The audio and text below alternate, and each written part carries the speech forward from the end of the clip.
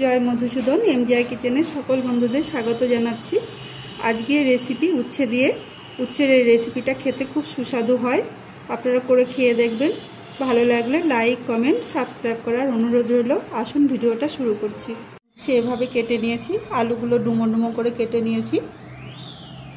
এখানে চিংড়ি মাছ ম্যারিনেট করে নেব। চিংড়ি মাছ ভালো করে ধুয়ে জল ঝরিয়ে নিয়েছি।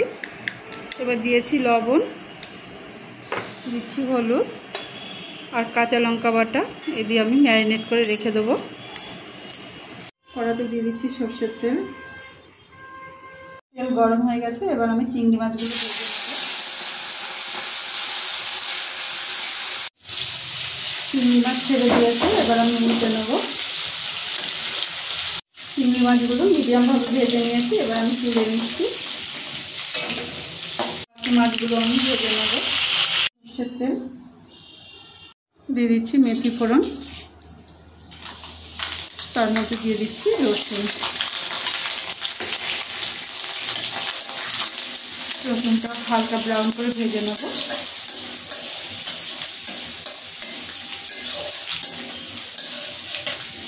এর মধ্যে দিয়ে দিচ্ছি কুচানো উচ্ছে। এটাও ভালো করে হালকা ভেজে নেব। উচ্ছেটা হালকা ভেজে নিয়েছি, এবার আলুটা দিয়ে দিচ্ছি। আলু 4-5 কোয়া রসুন দিচ্ছি। এবার উচ্ছের সঙ্গে আলুটা ভালো করে ভেজে নেব। আলু দিয়ে 2-3 থেকে 3 মিনিট পর এবার দিয়ে দিচ্ছি লবণ স্বাদ মতো, আর দিয়ে দিচ্ছি 1 চিমটি হলুদ। কারণ চিংড়ি মাছে হলুদ আছে, তাই বেশি হলুদ দেবো না।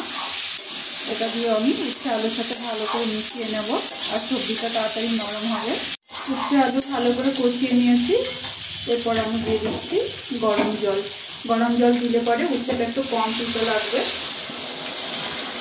সবজি ডুবে যাবে। আমি এইভাবে জলটা দিয়েছি। চাপা দিয়ে কুক হতে দেবো। 5 মিনিট পর চাপা খুলছি, ভালো করে ফুটে উঠেছে। এবার আমি চিংড়ি মাছ দিয়ে দিচ্ছি। তেল সব যেভাবে ভেজেছিলাম তেল সব সবটাই দিয়ে দিচ্ছি।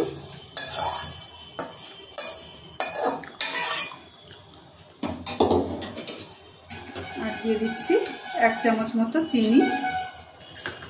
এটা দিয়ে নাড়াচাড়া করে আমি চাপা দিয়ে আবারও কুক হতে দেবো। চাপা খুলছি, 5 থেকে 6 মিনিট কুক হতে দিয়েছি।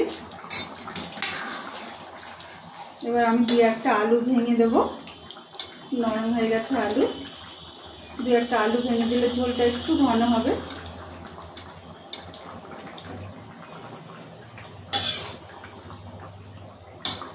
আরও কিছুক্ষণ আমি চাপা দিয়ে কুক হতে দেবো। 5-6 মিনিট পর চাপা খুলছি, ঝোলটা ঘন হয়ে গেছে। এবার আমি নামিয়ে সার্ভ করব।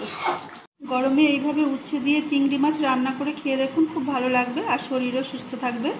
ভালো লাগলে লাইক করুন, শেয়ার করুন, সাবস্ক্রাইব করে আমার পাশে থাকুন।